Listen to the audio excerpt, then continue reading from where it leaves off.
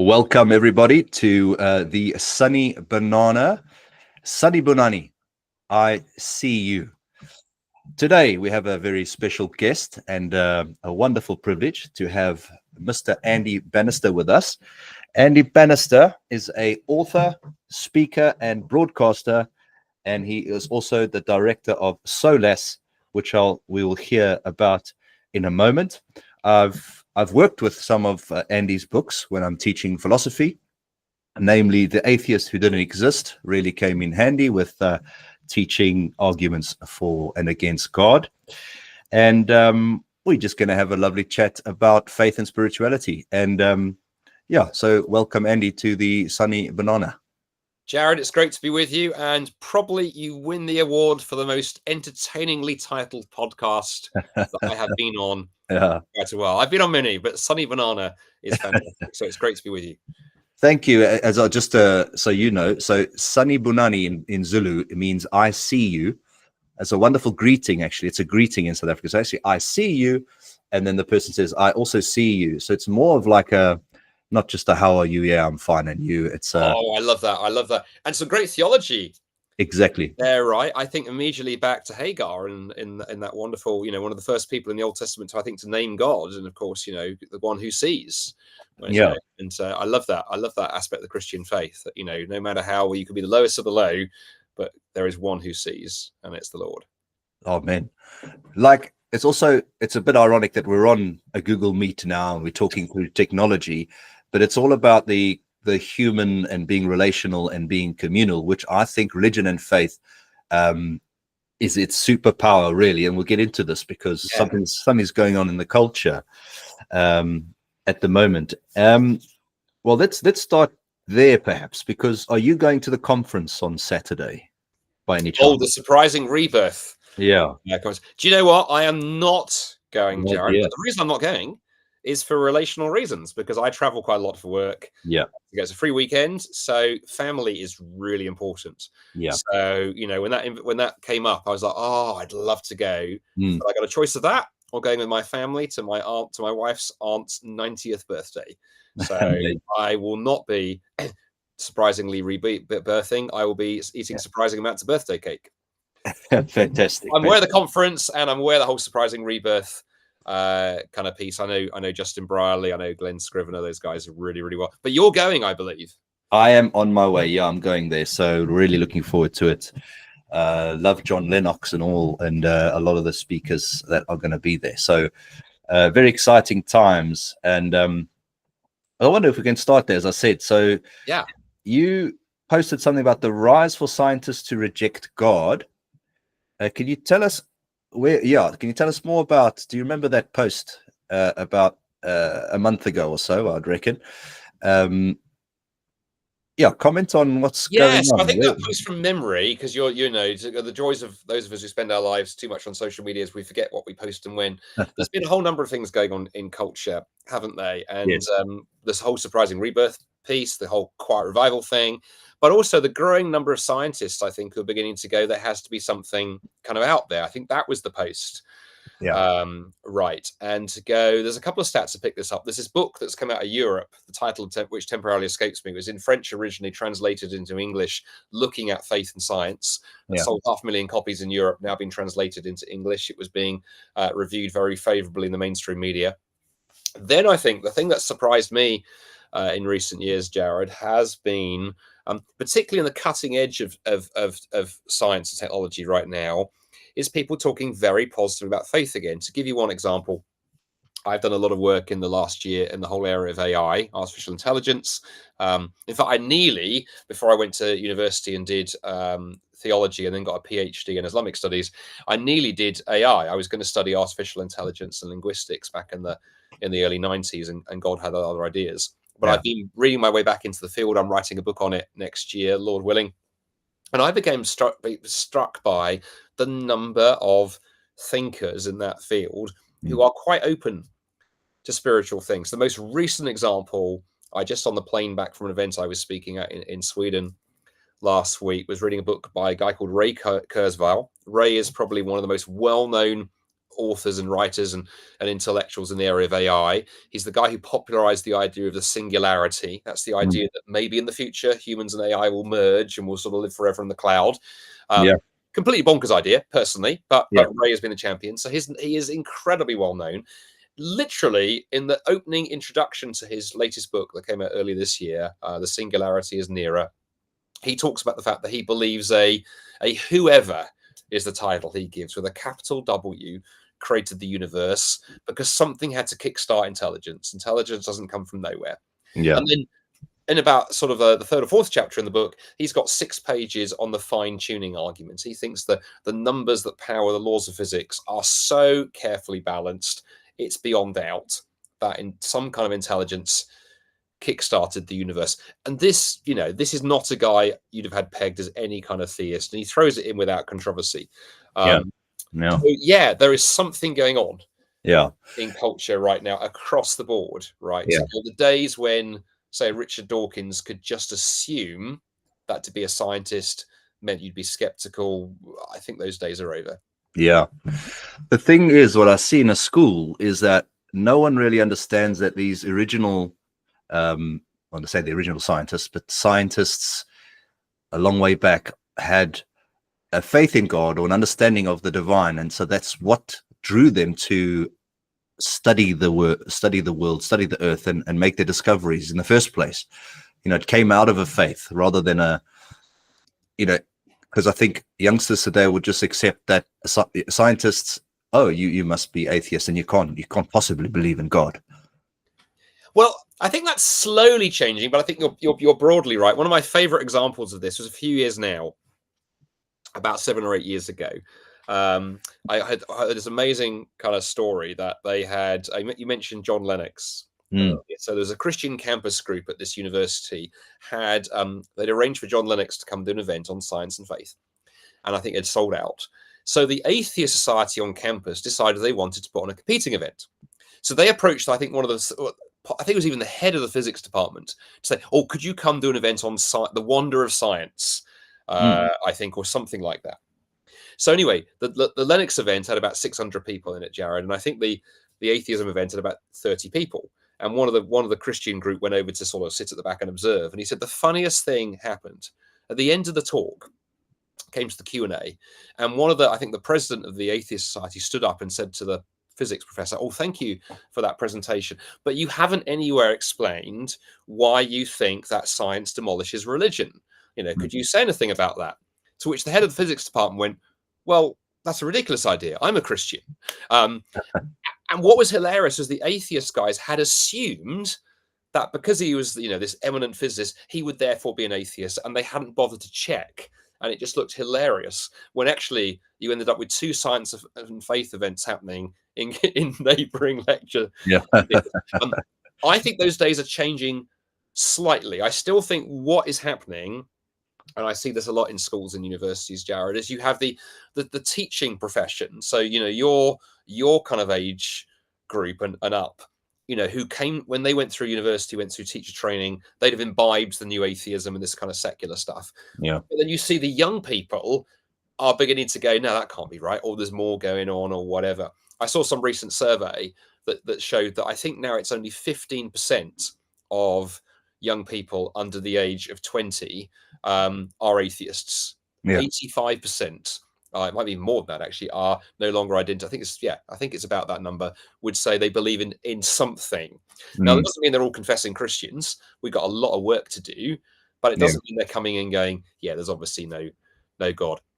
And, one more story, and then throw back to you. I was doing an event at a school in Dorset last week or the week before.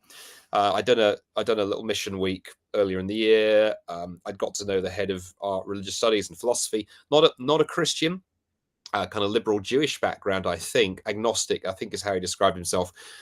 He found out back in February that I'm interested in AI, and we got chatting.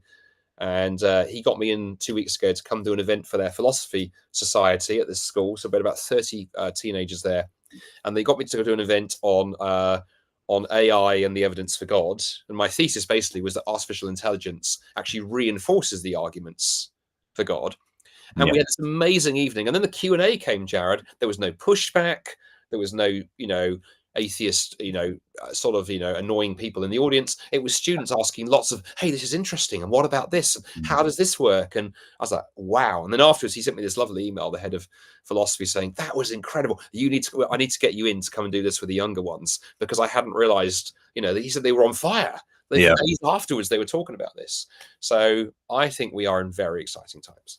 That's a beautiful thing to hear, sort of that humility in front of information and knowledge. And even as Christians, we dance off online, because we want to share this truth with the world that we've encountered through God.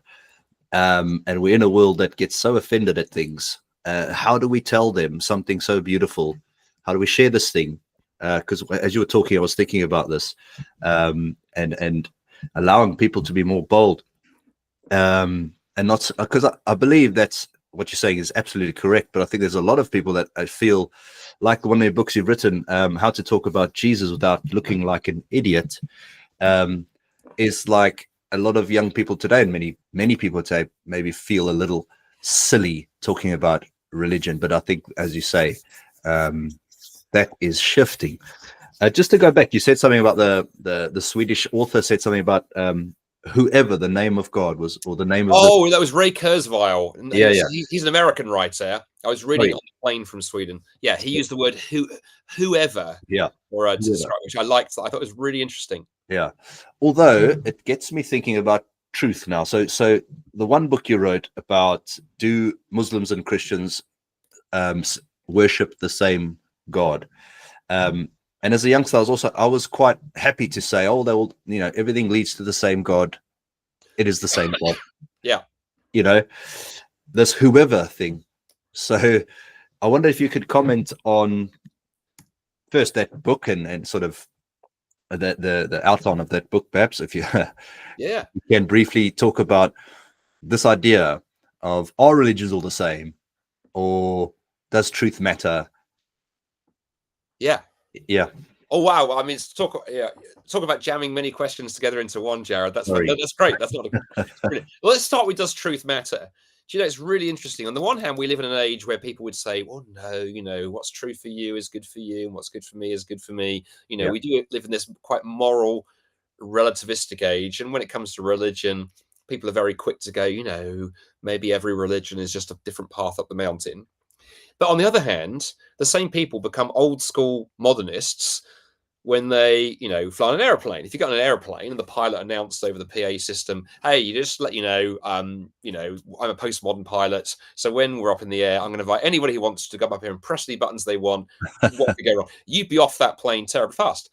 If you went to see the doctor, with stomach pains, and you said, oh, I've got this really bad stomach pain. He's like, oh, well, this is really quite serious. You've got an ulcer, which if we don't treat it might kill you. But on the other hand, I don't want to enforce on you, I'm in my view of medicine. So I'll tell you what, come around here to my desk drawer. I've got thousands of different pills. Take whatever you want, whatever you like.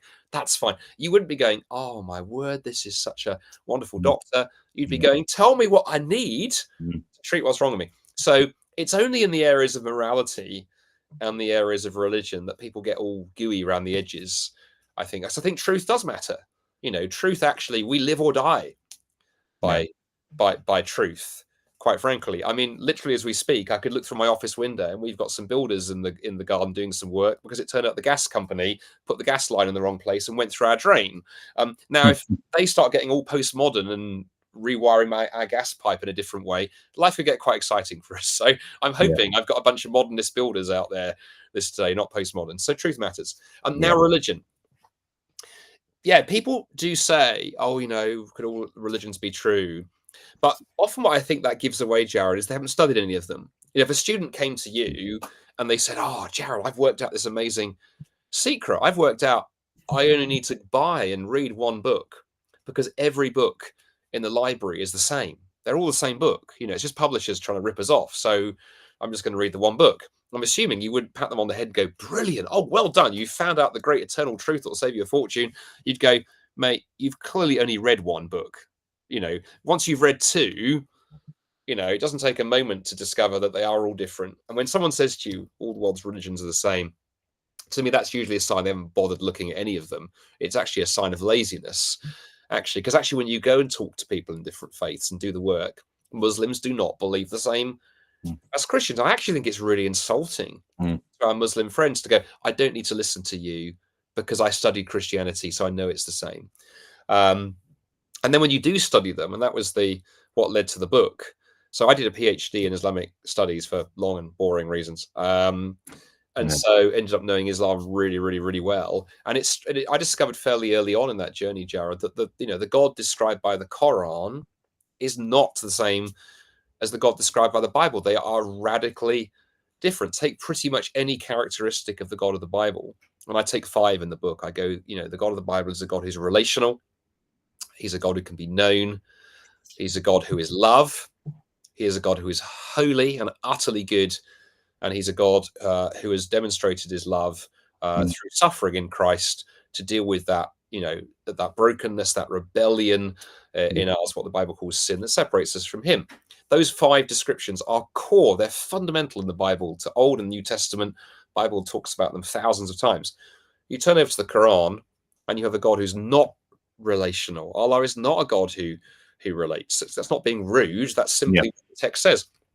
He's not a God who can be known. His commands can be known, but he is very clear that you can't know him. He's not a God who is love. Nowhere does the Quran make that claim.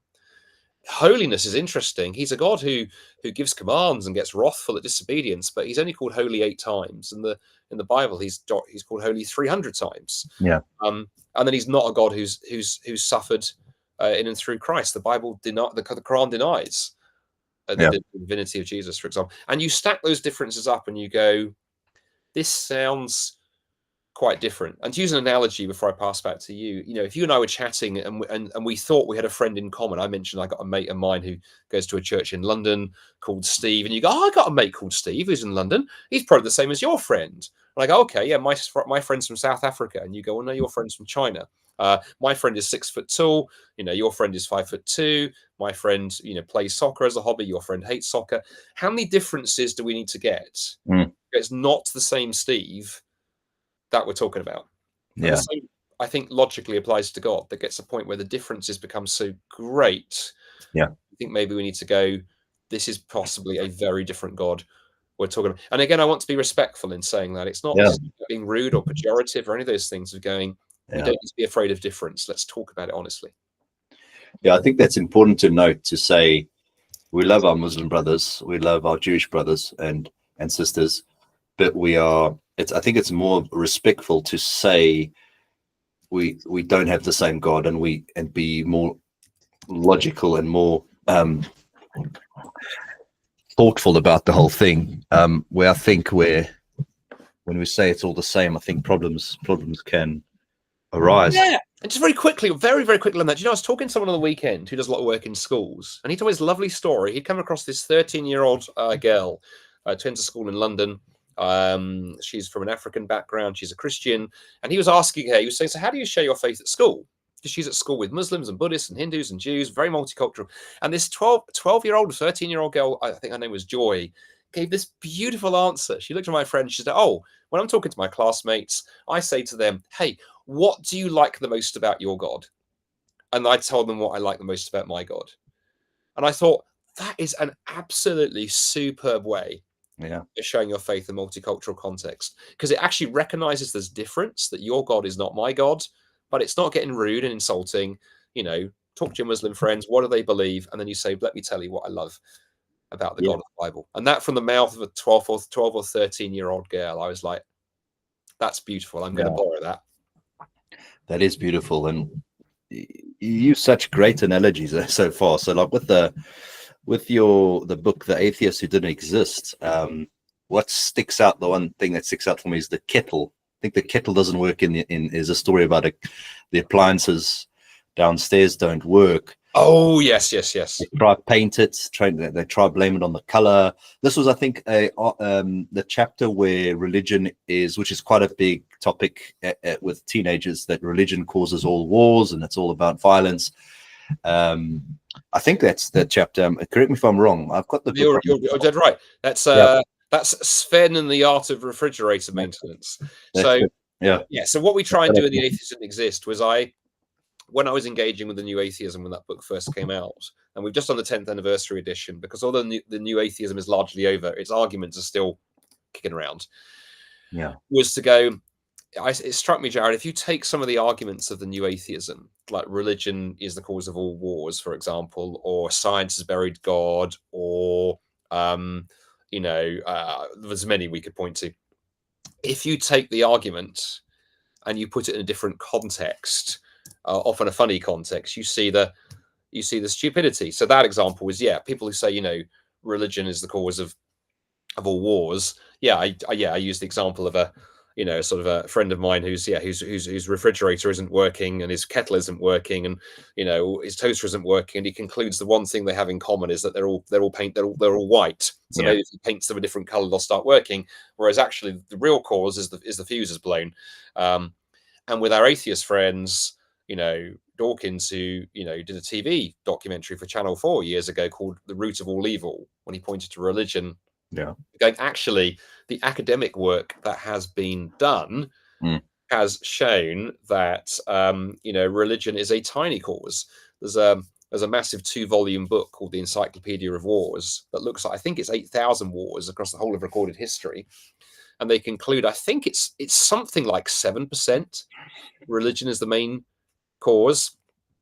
Yeah. And it's easy, and you can see that, by the way, when you look at contemporary examples. If you look at, say, the Israeli-Palestinian conflict, this hugely complicated situation there in the Middle East, and it doesn't matter which side you come down on. But here's the thing: often people look at that and go, "Well, that's a religious war, right? It's Jews and Muslims." It's not. It's a land issue. It's primarily, you've got very, very different people groups competing for an area of land, which both sides say they've had for a long time and been there for a long time. And you could wave a magic wand and remove Judaism and remove Islam from the setting, and Jews and Palestinians would still have an issue that somehow they've got to sort out. So it's easy to be lazy and go, the cause is religion, where largely it isn't. Largely it's actually, much deeper issues.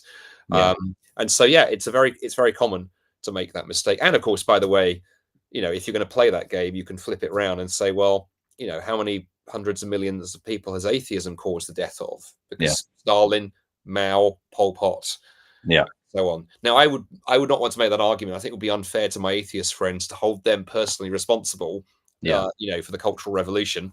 But the point being, if they're going to do it to us, we can at least raise the question. Yeah. I think I supplemented that book. I used it for a philosophy lesson, but I supplemented with the quote of Alexander Solzhenitsyn, which always pops into my mind. Well, that is, the line between good and evil runs between the heart of every human being, down the middle. So when there are humans involved, and fallen humans, as we Christians believe, it's going to be messy. It's going to be, might be in the name of religion, or might be in the it's just a messy thing, isn't it? So moving on a little bit here. So today is Men's Mental Health. I wanted to throw this in here. Yes. Awareness Day. And so being a man, and we're talking about masculinity and that at the school. So one thing that occurred to me that's quite interesting, and I'd love to hear your opinion on it, is a view of what a man is, or how men should be, is heavily influenced by the culture's idea of God. Oh, my word. Now, not a popular view, actually, amongst people in my circles, in my industry, but I think there's a very strong case to look at this, especially in history, how a culture views the divine, and then how that influences what a man is and what his responsibilities are, and how he relates to the world and people and to God. Well, where do we start? Why don't we start with something less controversial and then work our way in? I would say that what people think about God determines what kind of society that you're going to build. So there's a very famous English theologian a few decades ago called Colin Gunton, and very, very influential. King's College was where he was based, died in his early 50s, which is a shame, because Colin was doing some great work. And one of the things that Colin was doing was a lot of work on the implications of the Trinity, and he was doing an entire systematic theology based on that. Because if as got Christians, we believe that God in his very nature is three persons, that's going to affect everything. And he was working his way through. So he wrote a book on creation, revelation, on the basis of Trinitarian theology. Got as far as the book on anthropology, what it means to be human, and then we sadly lost him. But one of the points that Colin made was that, as for Christian societies that were founded on a view of God as three persons in relation, that should make a difference. And he made this point. He said often, atheist critics will say, well, theology is just, politics projected into the sky. So the medieval peasant looks up there, he sees the castle, he thinks, I've got a lord, it's the king. Maybe there's a bigger lord up there in the sky, and that's how theology begins.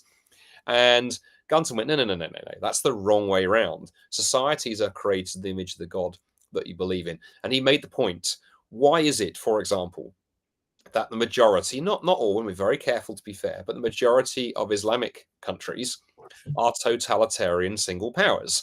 Well, it's very hard to avoid the conclusion, if you have God created like that, you have Allah, who is absolute will, he gives law that must be obeyed unquestionably, he's not relational, he's not a father, he's not a friend, he's none of those things that as Christians we believe God is, as well as being sovereign.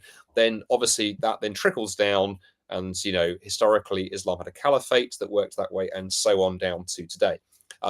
Christianity, on the other hand, has always tried to hold together the one and the many. So yes, there is one God, but that God is also many. He's Father, Son, and Spirit.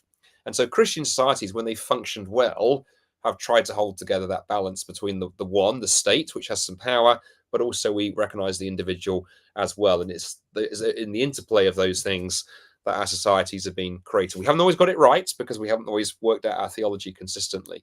So I would say, actually, what kind of God you believe in is going to answer is the first thing to ask before we get into the question of masculinity.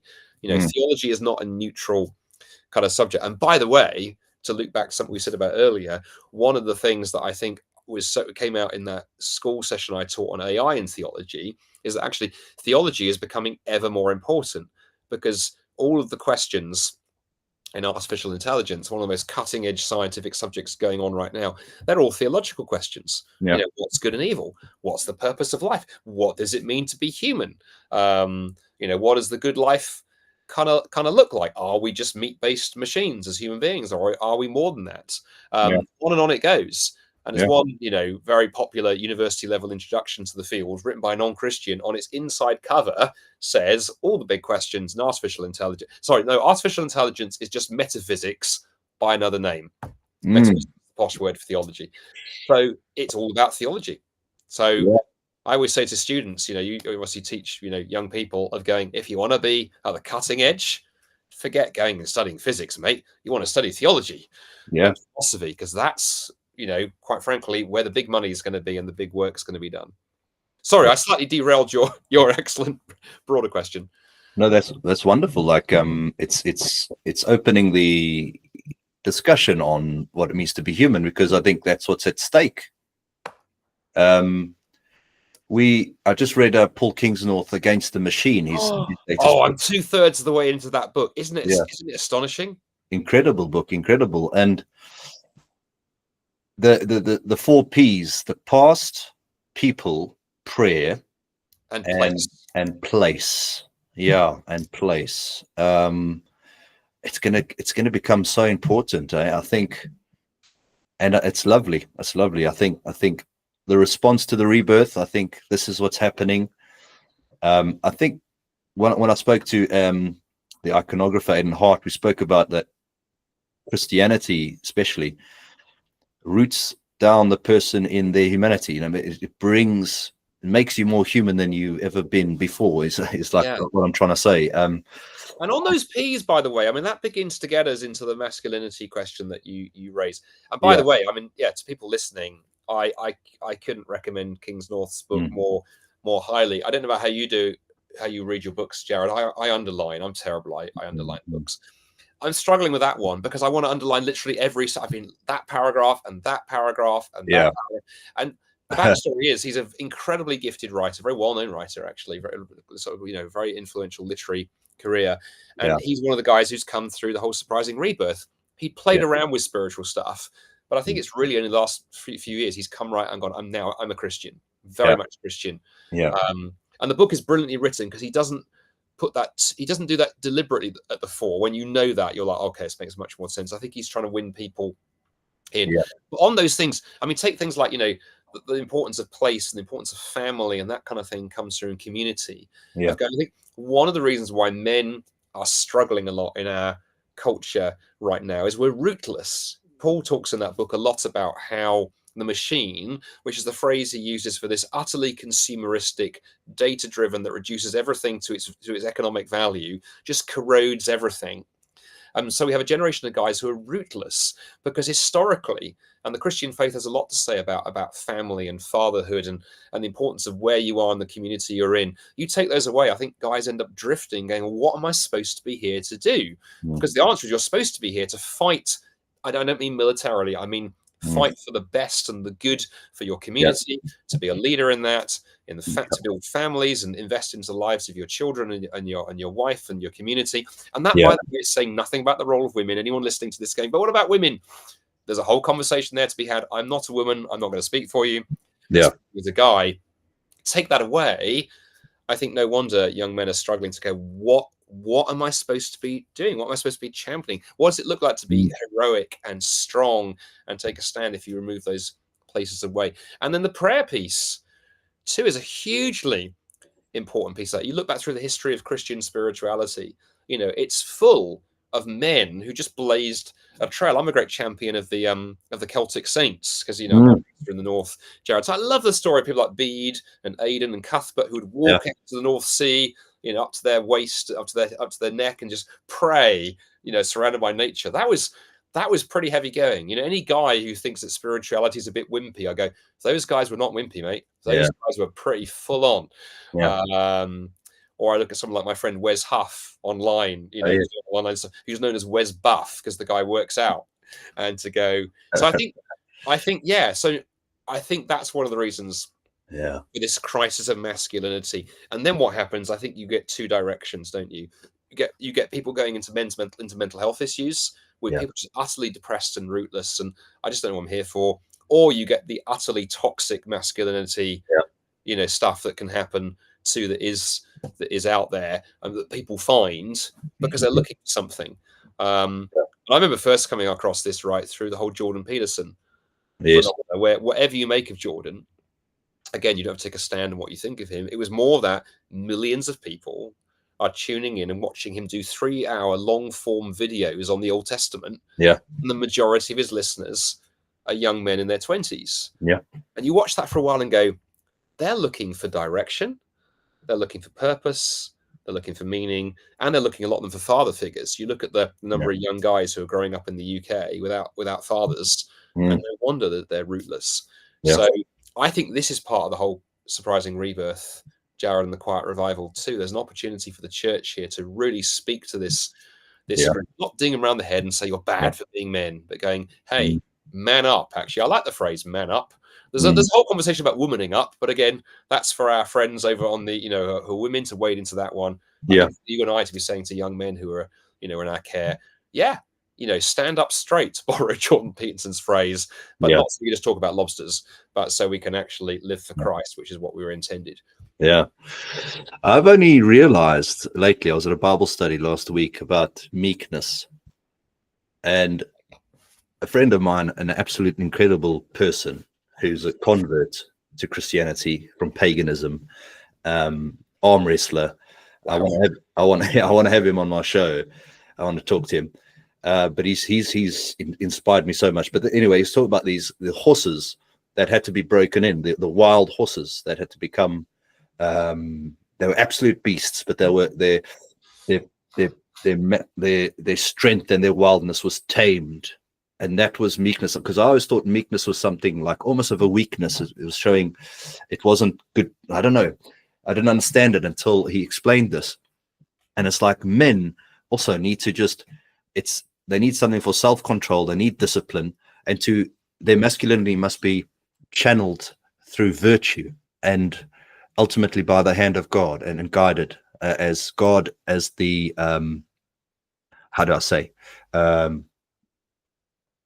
the the one who controls the horse. We are the horses. And yeah, that's a nice analogy, isn't it? There's also something too about, you could extend that analogy, it occurs to me slightly, of going that all power needs sort of training and focusing, doesn't it? I mean, if you got a sort of I spent sort of 6 years before I lived in England, living in Scotland, and you go walking the hills there. There are lots of hydroelectric schemes where they put little power stations into the streams, but often a stream that's running all over the place.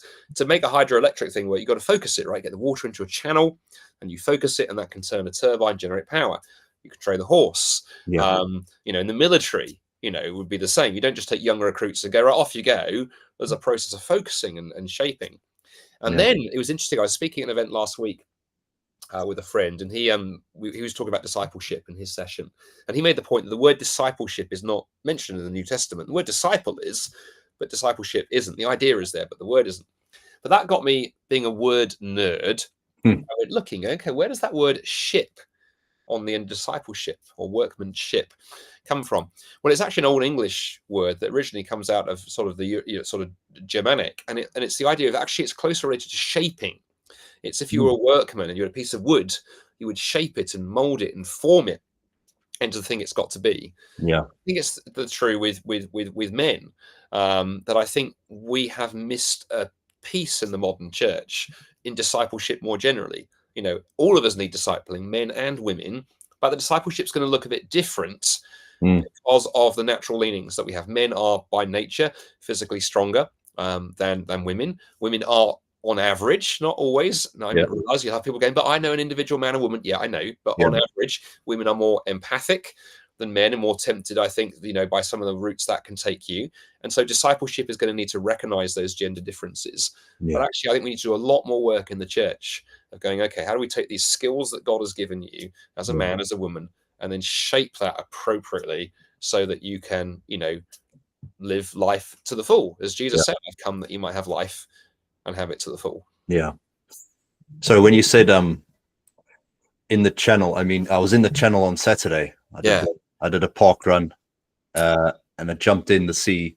Wow. Well, the channel. And you reminded me when you said bead and those Celtic saints. And I just wanted to share something with you. I've had a change of sort of conversion, and I'm joining the Eastern Orthodox Church. And the reader, or one of the servers, said he looked out at the congregation. There was more catechumens, which the people coming to this church to be initiated into the Orthodox Church, than there were Orthodox people, and 9 of them out of the 10 are men, and arm wrestling, rough converts to Christianity, and it's beautiful to see. And I found a church that is asking something of me. It's asking me to take responsibility and to carry a cross, and to and it's not about being tough. It's not about being rough. It's about accepting that challenge with faith, with God, that God is going to walk you through this, and this is for your development and your towards the kingdom. Absolutely. And it's interesting, by the way, you mentioned that you did the park run, of going, we don't struggle with the idea that if you want to excel at running or any kind of sport, you put the work in. My daughter, is a rock climber, for example, and to go, she puts a lot of effort in on the climbing wall and whatever, to working out to get that skill. She's really kind of honing that, because if you want to succeed, then you work hard. In some parts of the church, I think we have sometimes forgotten, that call of Jesus to take up the cross, which is heavy. It ain't going to be easy, and follow.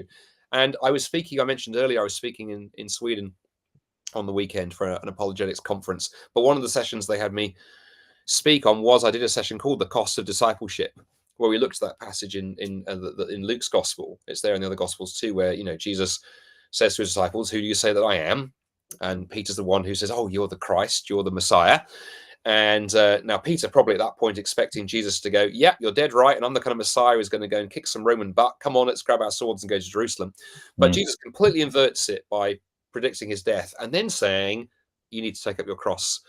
and follow me. And then I talked about the fact in the modern church, we have downplayed that a bit. There is a temptation to turn Jesus into our therapist, rather than actually there's a cost.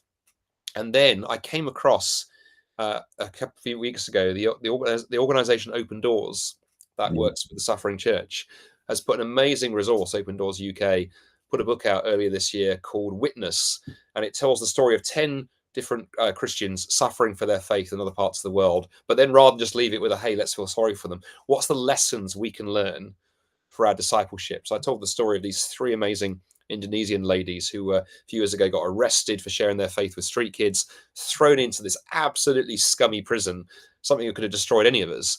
But actually, they started by cleaning up the prison wing, down on their hands and knees, scrubbing it with buckets. That came to the attention of the governor, who couldn't work out why they were doing this. They started leading Bible studies and all this other stuff. And after 2 years in this high security Indonesian prison, they had led 49 of their fellow inmates to Christ. And you tell that kind of story and go, I think we in the West have a little bit to learn about, getting again some rigor back into us. But I appreciate listening to this. We don't want to turn Christianity into you must do better and Jesus will like you more. The wonder of the gospel, Jared, isn't it? Is Jesus gave us everything before we give anything. But then he turns to us and goes, come on, I've given you everything. What are you willing to give up and follow kind of me? And I think men particularly, I think we like a challenge. I think that's the other part about masculinity. Again, not saying our female folk don't too, but there's something in the male psyche about we like a challenge. We like to get out there and try something adventurous. I'm a big fan of the golden era of expedition in the early 1900s, whether it's the poles or Everest or whatever. Give blokes a challenge, we like to go for it. And I actually think in the church we've softened that slightly. So the funny thing is, when you said I've had a change, I was wait for it. I'm going to guess. My first guess would be Eastern Orthodox. My second guess would be Catholic, because I've had friends who've gone the same. When part of the Quiet Revival, by the way, is the Orthodox Church, as you know, the Catholic Church are growing to, partly because I think it's, as you say, people want some rigor and something that's got a bit more structure to it. So there's a challenge for us there. It is always bubbling away. I've always loved the Orthodox confession and expression, and it just, the beard suits you. Martin Shaw, thank you. Martin Shaw, Paul Kingsnorth, and then you hear about this and it just pushes you. And then my friends also converting, and then so I've decided that.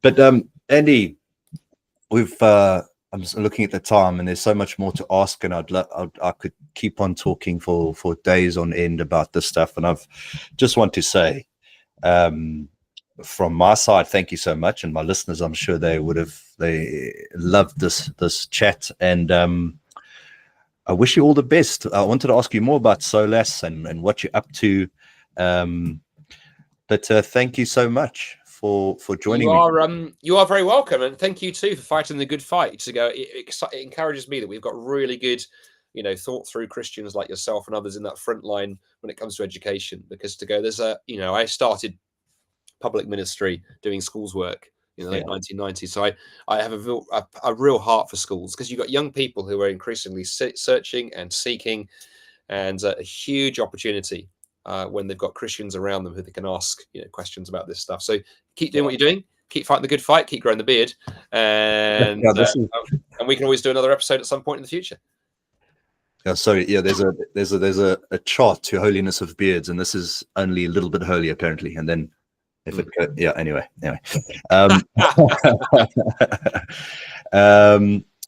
thank you so much, and God bless your work, and would love to have you again soon, and we'll catch up again. Fantastic. Well, thanks for having me on the show. Good.